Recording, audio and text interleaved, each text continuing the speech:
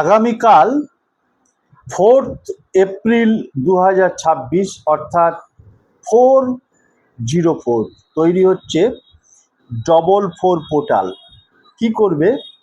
আগামীকাল যে কোনো একটা সময়ে একটা সাদা কাগজ নেবে এবং যে কোনো কালির পেন দিয়ে স্ক্রিনে দেখাচ্ছে, দেখো, প্রথমে লিখবে 04042026, তারপর যেখানে লেখা আছে ফুল নেম সেখানে লিখবে নিজের পুরো নামটা, তারপর যেখানে ডিওবি লেখা আছে অর্থাৎ ডেট অফ বার্থ সেখানে নিজের জন্ম তারিখ সাল লিখবে, লিখে ছকটা যেটা দেখাচ্ছে এই ছকটাকে আঁকবে।